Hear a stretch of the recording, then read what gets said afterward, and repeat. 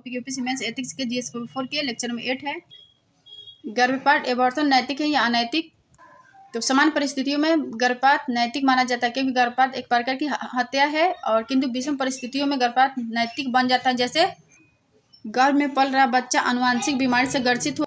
और दूसरा पॉइंट है, बच्चे की जन्म लेने से माँ के शारीरिक या मानसिक स्वास्थ्य पर प्रतिकूल प्रभाव पड़ने की संभावना विद्यमान हो। और प्रश्न यह उठता है कि यदि बलात्कार के पश्चात यदि कोई लड़की प्रेग्नेंट हो जाती है तो गर्भपात करवाना नैतिक है अनैतिक? इस पर विचारकों का अलग अलग मत है। समाज के एक वर्ग इसे नैतिक मानता है, क्योंकि बलात्कार अपने आप में अनैतिक है, तथा बलात्कार का प्रत्येक प्रतिफल अपने आप में अनैतिक है, क्योंकि गर्भ में पल रहा बच्चा बलात्कार का प्रतिफल है, अतः गर्भपात नैतिक है। और दूसरा पॉइंट है, गर्भ में पल रहा बच्चा तथा उस बच्चे को जन्म देने के बाद महिला का शरीर मानसिक उत्पीड़न होता रहेगा, वह प्रत्येक क्षण मानसिक बलात्कार का शिकार होती रहेगी, क्योंकि उस बच्चे की उपस्थिति बलात्कार एवं बलात्कारी के हर वक्त याद दिलाती रहेगी। लेकिन विचारकों का दूसरा वर्ग, रेप के बाद हत्या करना, एक निर्दोष जीव की हत्या करना अपने आप में अनैतिक है, क्योंकि गर्भ में पलने वाले बच्चे में एक नैतिक समाज में क्रिया की प्रतिक्रिया के उपेक्षा नहीं की जाती है। यदि बलात्कारी ने कोई गलत काम किया है तो प्रतिक्रिया स्वरूप गर्भपात करा देना अनैतिक है। यदि आपसी सहमति से शारीरिक संबंध स्थापित होता है और लड़की गर्भवती हो जाती है तो क्या ऐसी स्थिति में गर्भपात नैतिक है या अनैतिक? विचारकों के एक वर्ग ने ऐसी परिस्थिति में गर्भपात को अनैतिक माना है, क्योंकि पहला पॉइंट है, गर्भ में पल रहे बच्चे के विकास में दोनों की सहमति है, क्योंकि शारीरिक संबंध स्थापित करते समय दोनों को यह पता है कि इसका परिणाम क्या होगा, अर्थात उनका कार्य स्वैच्छिक है। और दूसरा पॉइंट है, गर्भ में पल रहे बच्चे की हत्या अपने आप में अनैतिक है, लेकिन कम उम्र की लड़की आपसी सहमति से शारीरिक संबंध स्थापित करने के बाद ना चाहते हुए भी गर्भवती हो जाती है, तो उस स्थिति में गर्भपात को नैतिक माना गया है, क्योंकि अवयस्क होने के कारण उस बच्चे का शारीरिक विकास नहीं होता है, जिसे उस बच्चे का शारीरिक या मानसिक विकास बाधित होने के साथ बच्चे को जन्म देना माँ के लिए घातक हो सकता है। और दूसरा पॉइंट है, अवयस्क होने के कारण उस बच्चे को भी कार्य के परिणाम का पता नहीं होता है। बायोएथिक्स, तो सरोगेसी नैतिक है या अनैतिक? तो नेत्रदान, रक्तदान एवं किडनी का दान नैतिक माना जाता है, किंतु मानव के अंग का व्यापार अपने आप में अनैतिक बन जाता है। ठीक उसी तरह सरोगेसी के संबंध में यह मुद्दा उठा है कि यह नैतिक है या अनैतिक। तो कुछ विचारकों ने सरोगेसी को अनैतिक माना है, क्योंकि गर्भपात है महिला के शरीर का अंग है और उसे किराए पर देना, उसका व्यापार करना, इसलिए सरोगेसी को अनैतिक माना गया। किंतु आज भारतीय समाज में सरोगेसी को नैतिक माना जाने लगा, क्योंकि कुछ संतानहीन दंपति को संतान सुख प्राप्त होता है, जिससे वह दंपति समाज में उपेक्षा का शिकार नहीं होता है। यदि किसी को संतान सुख देने के बदले आर्थिक लाभ प्राप्त हो जाता है तो भी इसे अनैतिक माना गया है, क्योंकि साधन अच्छा है किंतु साधन गलत नहीं है। यदि सरोगेसी को व्यापार के रूप में प्रोत्साहित किया जाता है तो एक तरह से यह महिला को साधन बना देना है, और साधन बना देना अपने आप में अनैतिक है। और यूथेनेसिया, इच्छा मृत्यु नैतिक या अनैतिक? तो यूथेनेसिया नैतिक है, और भारतीय दृष्टिकोण से यूथेनेसिया अनैतिक है, क्योंकि तो इसे दो भागों में बांट कर देखेंगे। तो पहला है यूथेनेसिया नैतिक है, तो व्यक्ति असाध्य रोग से पीड़ित है जिसका इलाज संभव नहीं है तो जीवन एक बोझ बन जाता है, और कभी कभी किसी व्यक्ति के लिए मृत्यु जीवन से ज़्यादा आनंददायक प्रतीत होता है, तो इस स्थिति में यूथेनेसिया नैतिक है। और दूसरा है, भारतीय दृष्टिकोण से यूथेनेसिया अनैतिक है, क्योंकि यूथेनेसिया एक प्रकार की आत्महत्या है। दूसरा पॉइंट है, व्यक्ति असाध्य रोग से बाध्य होकर यूथेनेसिया से संबंध निर्णय लेता है, और बाध्यता एक प्रकार की अनैतिक है। और व्यवसायिक नैतिकता, कॉर्पोरेट एथिक्स में ये सब पॉइंट पढ़ेंगे लोग। तो सेवा से संबंधित नैतिकता, तो इसमें शिक्षक, डॉक्टर, वकील, बीमा, बैंक इत्यादि को देखेंगे लोग। और दूसरा है उत्पाद से संबंधित नैतिकता, मानव संसाधन से संबंधित नैतिकता, तो ये सब पॉइंट को कवर करेंगे लोग। व्यवसायिक नैतिकता, कॉर्पोरेट एथिक्स, तो इसका मतलब होता है व्यावसायिक नैतिकता के व्यवसाय में नैतिकता, और इसमें कॉर्पोरेट गवर्नेंस आते हैं और सेवा उत्पाद की उचित कीमत लेना और सेवा एवं उत्पाद की गुणवत्ता को बनाए रखना और समझौतों का अनुपालन और कर्मचारियों की गरिमा का संरक्षण और लाभ के साथ समाज एवं राष्ट्र के प्रति दायित्व का पालन करना, तो ये सब व्यवसायिक नैतिकता में आते हैं। और व्यवसायिक क्षमता के साथ नैतिकता, तो व्यवसाय के साथ नैतिक होना संभव नहीं है, क्योंकि व्यवसाय से लाभ पर बल और लाभ के लिए मांग का होना आवश्यक है और इसके लिए विज्ञापनों का भ्रमजाल पैदा करना, इसके लिए उत्पाद की गुणवत्ता के साथ समझौता कर लिया जाता है और कभी कभी समझौते का उल्लंघन किया जाता है और गलत प्रतिस्पर्धा पर बल, और विश्व के अनेक देश लाभ के लिए अनैतिकता का सहारा लेते हैं, जैसे निर्यात को प्रोत्साहित करने के लिए डंपिंग का सहारा लेना और उत्पादों को प्रतिस्पर्धा बनाने के लिए लागत में कटौती पर बल दिया जाता है और इसके लिए कर्मचारियों का शोषण किया जाता है। व्यवसायिक क्षमता के साथ नैतिकता, तो व्यवसाय में अनैतिकता के समावेश का परिणाम, तो पहला पॉइंट है कॉर्पोरेट गवर्नेंस का विकास और दूसरा पॉइंट है उत्पाद की गुणवत्ता पर बल और तीसरा पॉइंट उपभोक्ताओं का अधिकतम संतुष्टि और चौथा पॉइंट है नागरिक चार्टर पर बल, और नागरिक चार्टर पर बल से उत्पाद की गुणवत्ता और उत्पाद की कीमत, सेवा प्रदाता शिकायत निवारण की व्यवस्था का उल्लेख और सत्यनिष्ठा के लिए समझौता, तो लाभ के साथ सामाजिक दायित्वों के अनुपालन पर बल अर्थात CSR को प्रोत्साहन मिलेगा और कर्मचारियों की गरिमा का ख्याल तथा कार्य सुरक्षा पर बल, औद्योगिक एवं कर्मचारी सुरक्षा अधिनियम का पूर्णतः पालन।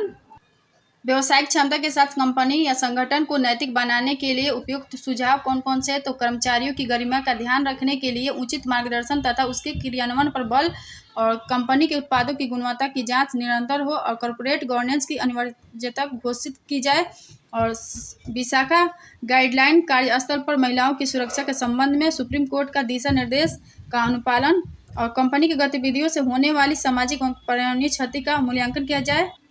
व्यवसायिक क्षमता के साथ कंपनी या संगठन को नैतिक बनाने के लिए उपयुक्त सुझाव, तो नैतिकता का अनुपालन करने वाली कंपनियों के लिए रेटिंग का निर्धारण हो तथा उसके आधार पर पुरस्कार का वितरण हो, और CSR का कठोरता से अनुपालन, और व्यवसायिक क्षमता माइनस नैतिकता बराबर कंपनी के लिए केवल लाभ प्राथमिक तथा कर्मचारियों की गरिमा की उपेक्षा और कंपनी में भ्रष्टाचार को प्रोत्साहन और धीरे धीरे कंपनी के उत्पादों की स्वीकार्यता कम और कॉर्पोरेट गवर्नेंस एवं सत्यनिष्ठा की पूर्णतः उपेक्षा। शिक्षा एवं शिक्षक से संबंधित नैतिकता, तो शिक्षक समाज और राष्ट्र का निर्माण होता है, इसीलिए शिक्षक का नैतिक दायित्व है कि वह नैतिक एवं गुणात्मक शिक्षा का बात करके यदि शिक्षक के फीस एवं शिक्षा के अधिकार के बीच संघर्ष होता है तो शिक्षा के अधिकार को महत्व देना चाहिए, क्योंकि किसी राष्ट्र के नागरिकों का बेहतर विकास शिक्षा के बिना संभव नहीं है। वस्तुतः एक बेहतर समाज एवं राष्ट्र के निर्माण में शिक्षक की बड़ी भूमिका होती है, इसीलिए शिक्षक को सम्मानित किया जाता है, किंतु एक शिक्षक सम्मान पाने का हकदार तभी है जब अपने विद्यार्थियों को मूल्यात्मक शिक्षा उपलब्ध कराने के साथ उन मूल्यों को अपनी जीवन में उतार ले और अपने आप को उदाहरण के रूप में प्रस्तुत करे, क्योंकि एक शिक्षक विद्यार्थियों का आदर्श होता है। एक शिक्षक की आजीविका एवं विद्यार्थियों के शिक्षा के अधिकार के बीच बेहतर समन्वय होना चाहिए, किंतु दोनों के बीच संघर्ष की स्थिति में शिक्षक को अपनी निजी हित की कुर्बानी देनी चाहिए, और यदि एक शिक्षक अपने कर्तव्यों की उपेक्षा करता है तो वह अनैतिक है। एक शिक्षक के द्वारा नैतिक शिक्षा देने के साथ नए विचारों को प्रोत्साहित करना चाहिए ताकि बच्चों के अंदर जिज्ञासा बनी रहे, और जिज्ञासा ज्ञान के प्यास को बढ़ाती है, परिणाम स्वरूप ज्ञान के प्रति समर्पण में वृद्धि होती चली जाती है और शिक्षा का उद्देश्य बच्चों का नैतिक विकास करने के साथ क्षमता की महत्ता को समझाना है ताकि शारीरिक श्रम के प्रति समर्पण का भाव पैदा हो। इसीलिए महात्मा गांधी ने शारीरिक श्रम की शिक्षा पर अत्यधिक बल दिया और शिक्षा का मूल्यांकन नैतिक मूल्यों के आधार पर करने की वकालत की। लेकिन आज के शिक्षा व्यवस्था में विद्यार्थी रटने वाले तोते बनते जा रहे हैं और जहां मूल्यांकन अंक प्राप्ति के आधार पर होता है, दूसरी तरफ बच्चे रोबोट बन रहे हैं जहां संवेदना नहीं है। इसीलिए शिक्षा पद्धति के मूल्यांकन पर बल दिया जाने लगा और शिक्षा का स्वरूप तो शिक्षा अंकों एवं शब्दों का ज्ञान कराना और तार्किक विश्लेषण की क्षमता का विकास और मूल्यांकनात्मक शिक्षा पर बल तथा शारीरिक श्रम को महत्ता मिले और शिक्षा के एकरूपता तथा आजीविका का साधन भी बने। शिक्षा का निजीकरण नैतिक है या अनैतिक, तो देश का नैतिक दायित्व है कि शिक्षा तक सभी की पहुंच हो सुनिश्चित हो। शिक्षा तक सभी की पहुंच को सुनिश्चित करे और सस्ते दर पर गुणात्मक शिक्षा उपलब्ध कराए और इसीलिए शिक्षा के निजीकरण का विरोध किया जाता है। शिक्षा का निजीकरण नैतिक है या अनैतिक, तो एक लोकतांत्रिक देश में सरकार का दायित्व है कि वह प्रत्येक नागरिक को शिक्षा का अधिकार उपलब्ध कराए, क्योंकि शिक्षा का अधिकार किसी व्यक्ति की गरिमा जीवन के प्राथमिक शर्त है। यदि सरकार संसाधनों के अभाव में स्वयं शिक्षा देने में असमर्थ है तो शिक्षा का निजीकरण नैतिक है, किंतु शिक्षा की कीमत और शिक्षा के अधिकार के बीच संघर्ष की स्थिति में शिक्षा की कीमत को महत्व देना अनैतिक है। यदि शिक्षा के निजीकरण के कारण शिक्षा अमीरों का विशेषाधिकार बन जाता है तो वह अनैतिक है। सामान्यतः यह देखा जा रहा है कि निजी क्षेत्र में शिक्षा के एक उत्पाद के रूप में बेचने के लिए भौतिक संसाधन अर्थात स्कूल की इमारत इत्यादि को सुविधा युक्त बनाने पर बल दिया जा रहा है। जहां महंगी गाड़ियों से आने वाले बच्चे स्कूल में एडमिशन लेते हैं और उन बच्चों के अंदर अहम का भाव होता है और उस अहम के कारण विनम्रता एवं संवेदनशीलता समाप्त हो जाती है, जिससे अनैतिक समाज का निर्माण होता है। और शिक्षा का निजीकरण नैतिक होगा तो शिक्षा के निजीकरण से शिक्षा की पहुंच वंचित वर्ग तक हो और नैतिक शिक्षा को महत्व मिले और गुणात्मक शिक्षा का विकास हो और निजी स्कूलों में वंचित वर्ग के लिए उचित आरक्षण की व्यवस्था हो और दक्ष मानव संसाधन का निर्माण हो तथा बदलते समय के अनुरूप शिक्षा में परिवर्तन हो। शिक्षा का निजीकरण अनैतिक होगा तो शिक्षा की कीमत एवं शिक्षा के अधिकार के बीच संघर्ष की स्थिति में शिक्षा की कीमत को महत्व मिले और अवसर की समानता तथा सामाजिक आर्थिक और राजनीतिक अन्याय पर चोट पहुंचे और निजी शिक्षण संस्थानों से निकले विद्यार्थियों के अंतर का भाव हो और शिक्षा में शारीरिक श्रम को उपेक्षा हो तथा शारीरिक श्रम करने वाले के प्रति उपेक्षा का भाव हो। शिक्षा के निजीकरण को नैतिक बनाने के लिए उपयुक्त सुझाव तो निजी शिक्षा संस्थानों में वंचित वर्ग के लिए सीटों का आरक्षण हो और दूसरा है निजी शिक्षण संस्थाओं में नैतिक शिक्षा देने के साथ शारीरिक श्रम के प्रति विद्यार्थियों में लगाव पैदा किया जाए और पाठ्यक्रम में सहायता हो और निजी स्कूलों के नियमन में सरकारी हस्तक्षेप आवश्यक हो ताकि शिक्षा की कीमत के नाम पर मोटी रकम की वसूली न हो सके और शिक्षक की नियुक्ति के लिए मानकों का निर्धारण और स्कूल में प्रवेश एडमिशन के लिए मानक तो विद्यार्थियों का चयन या प्रवेश देते समय विनम्रता एवं संवेदनशीलता को आधार बनाया जाए और दूसरा पॉइंट है सामूहिकता की भावना कैसी है यह देखना जरूरी है और जिज्ञासा का परीक्षण होना चाहिए। वैचारिक क्षमता एवं तार्किक विश्लेषण और कर्तव्य एवं आदेश में पालन के प्रति अभिवृत्ति और मेडिकल एथिक्स डॉक्टर एथिक्स में देखेंगे तो मेडिकल एथिक्स में डॉक्टर द्वारा दी गई सेवा के बदले एक न्यूनतम राशि प्राप्त करना नैतिक है, किंतु किसी व्यक्ति की जीवन के अधिकार तथा डॉक्टर की फीस के बीच संघर्ष की स्थिति में डॉक्टर का नैतिक दायित्व है कि वह जीवन के अधिकार को प्राथमिकता दे और यदि किसी क्षेत्र में संक्रामक बीमारियों का प्रसार पर तेजी से हो रहा है और डॉक्टर की भी संक्रमित हो रहे हैं, तो ऐसी स्थिति में यदि कोई डॉक्टर उस प्रभावित क्षेत्र में जाने से मना करता है तो अनैतिक है, क्योंकि डॉक्टर ने समाज सेवा के शपथ ली है और उसका उल्लंघन करना अनैतिक है। और सरकार डॉक्टर को तैयार करते समय बड़े पैमाने पर पैसे खर्च करती है, तो जनता द्वारा चुकाए गए टैक्स से आता है। और तीसरा पॉइंट है कर्तव्य और जीवन के बीच संघर्ष की स्थिति में कर्तव्य को महत्व देना चाहिए। जैसे एक सैनिक अपने कर्तव्य का अनुपालन करते समय शहीद हो जाता है। और दवाओं की सेवा के संबंध में नैतिकता, तो जीवन रक्षक दवाओं की खोज करना नैतिक है और संपूर्ण जनमानस या जनता को प्रभावित करने वाली दवाओं की खोज करना नैतिक है। उचित कीमत पर दवाओं को उपलब्ध कराना नैतिक है। और दवाओं को पेटेंट बनाम जीवन का अधिकार, तो दवाओं पर पेटेंट का नैतिक माना जाता है, क्योंकि पेटेंट का अधिकार नई दवाओं की खोज के लिए कंपनियों को प्रेरित करता है। परिणाम तो मानव का जीवन आसान हो जाता है। जैसे कोरोना काल में अनेक कंपनियां कोरोना वैक्सीन की खोज के लिए कार्यरत हैं और दवाओं के खोज के लिए कंपनियां बड़े पैमाने पर जैसे पैसे खर्च करती है। अतः कंपनी का नैतिक अधिकार है कि वह लाभ प्राप्त करे। पेटेंट का अधिकार कंपनी के लाभ को सुनिश्चित करता है। पॉइंट नंबर 3 है, यदि कोई देश या कंपनी पेटेंट के अधिकार का उल्लंघन करती है तो उस कंपनी या देश के विरोध कार्रवाई को नैतिक माना जाता है। और दवाओं के पेटेंट बनाम जीवन का अधिकार, तो पेटेंट के अधिकार और जीवन का अधिकार के बीच संघर्ष की स्थिति में जीवन का अधिकार को महत्व देना नैतिक है, किंतु किसी गरीब देश में अपने आर्थिक हितों के लिए पेटेंट का उल्लंघन किया जाता है तो अनैतिक है। ऐसी स्थिति में पेटेंट धारक कंपनी द्वारा उस देश से मुआवजा की मांग करना नैतिक है, किंतु यदि उस गरीब देश ने अपने नागरिकों के जीवन का अधिकार को सुरक्षित करने के लिए तथा उस महामारी को रोकने के लिए पेटेंट का उल्लंघन किया है तो वह नैतिक है, तथा उस कंपनी द्वारा उस गरीब देश के विरोध कार्रवाई करना अनैतिक है। और वस्तुतः किसी कंपनी ब्रिटेन के अधिकार और गरीब नागरिकों के जीवन के अधिकार के बीच एक बेहतर सामंजस्य होना चाहिए, ताकि न तो ब्रिटेन का उल्लंघन हो और न तो जीवन के अधिकार की उपेक्षा हो।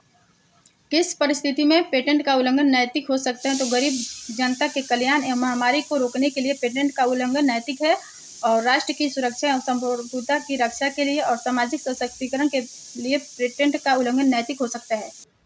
उत्पाद से संबंधित नैतिकता, तो निर्धारित मूल्य से अधिक मूल्य पर बेचना अनैतिक है और उत्पादों को बेचने के लिए झूठे प्रचार का सहारा लेना अनैतिक है। जैसे फेयर एंड लवली लगाओ और गोरे हो जाओ, और सिर पर तेल लगाओ, बाल उगाओ, और उत्पाद की गुणवत्ता को बढ़ा चढ़ाकर प्रस्तुत करना अनैतिक है। और किसी उत्पाद की गलत आलोचना करना अनैतिक है। उत्पाद के घटक के अनुपात को प्रस्तुत करना अनैतिक है। और मानव संसाधन से संबंधित नैतिकता, तो धर्म, जाति, लिंग एवं रंग के आधार पर भेदभाव करना अनैतिक है। कंपनी में कार्यरत कर्मचारी के सम्मान एवं गरिमा की उपेक्षा करना अनैतिक है। कंपनी के लाभ एवं कर्मचारियों की गरिमा के बीच संघर्ष की स्थिति में कर्मचारियों की गरिमा का ख्याल रखना अनैतिक है। और कंपनी के विशाखा गाइडलाइन का अनुपालन करना नैतिक है। कंपनी के कर्मचारियों द्वारा अपने हितों की सुरक्षा के लिए आंदोलन करना नैतिक है, किंतु कंपनी के हितों पर चोट पहुंचाने के लिए आंदोलन करना अनैतिक है। कर्मचारियों के द्वारा आंदोलन नैतिक तभी होगा जब आंदोलन का उद्देश्य बेहतरीन कार्य संस्कृति का विकास करना हो और उचित परिवेश का निर्माण करने तथा कर्मचारियों के हितों की सुरक्षा करने के लिए। आंदोलन का उद्देश्य कॉर्पोरेट गवर्नेंस का विकास करना हो और लोकतांत्रिक मूल्यों का विकास करना हो तथा नीति निर्माण में कर्मचारियों का सहभागिता के लिए आंदोलन हो। और कंपनी लाभ एवं कर्मचारियों के हित के बीच बेहतरीन सामंजस्य के लिए आंदोलन करना। और सरकार एवं न्यायालय द्वारा जारी दिशा निर्देशों का अनुपालन कराने के लिए आंदोलन करना। और कर्मचारियों के द्वारा आंदोलन अनैतिक होगा यदि आंदोलन का उद्देश्य केवल कर्मचारियों के हितों के लिए हो और आंदोलन का उद्देश्य गलत कार्य संस्कृति को बनाए रखने के लिए हो, कंपनी के हितों पर चोट पहुंचाने के लिए आंदोलन करना। और मूल्य वैल्यू में देख लें तो इसका मतलब होता है और मूल्य के अर्थ होता है मूल्य किसी व्यक्ति, वस्तु या विचार की वह गुण है जिससे आवश्यकता की पूर्ति होती है। और उचित एवं अनुचित का मापदंड होता है। समाज में मूल्य होते हैं और समाज प्लस मूल्य में देखेंगे तो समाज के विभिन्न सदस्यों के हितों के बीच सामंजस्य स्थापित करते हैं और समाज के विभिन्न सदस्यों के हितों के बीच संघर्ष नहीं होगा और समाज में एकरूपता होगी। समाज में रहने वाले लोगों का विकास होगा और अनुशासनबद्ध समाज होगा। और समाज पल माइनस मूल बराबर देखेंगे लोग तो अनुशासनहीन समाज। और दूसरा पॉइंट है समाज के विभिन्न समुदाय एवं सदस्यों के बीच संघर्ष होगा और समाज में स्वार्थ के महत्व पड़ना मतलब मत्स्य न्याय की स्थिति और कानून का पालन नहीं होगा और अव्यवस्था होगी। मूल विभिन्न हितों के बीच सामंजस्य होगा तो हितों के बीच संघर्ष नहीं होगा और संघर्ष नहीं होगा तो समाज में एकरूपता होगा। और दूसरा अनुशासनबद्ध समाज का निर्माण होगा। समाज का विखंडन, ये मूल के डायग्राम है तो आप लोग बना सकते हैं लोग मेंस के आंसर राइटिंग करते टाइम। और मूल तो इसे दो भागों में बांट कर देखें लोग तो साध मूल और साधन मूल। तो साध मूल में प्रेम, अहिंसा, बंधुत्व, सत्य आते हैं और साधन मूल में मकान, भोजन ये सब आते हैं। और मूल्य के प्रकार तो टाइप्स ऑफ वैल्यू। तो मूल तो इसे 5 भागों में बांट कर देखेंगे तो राजनीतिक मूल, तो इसमें लोकतांत्रिक मूल, स्वतंत्रता एवं समानता, न्याय ये सब आते हैं। और सामाजिक मूल में हितों के बीच सामंजस्य और समाज में निर्धारित नियमों का पालन। और तीसरा है आर्थिक मूल और चौथा है नैतिक मूल और पांचवा है मानवीय मूल। तो ये सब मूल के प्रकार है, राजनीतिक मूल, सामाजिक मूल, आर्थिक मूल और नैतिक मूल, मानवीय मूल। तो अगर वीडियो पसंद है तो like, share, comment and subscribe कर दीजिएगा लोग। Thank you.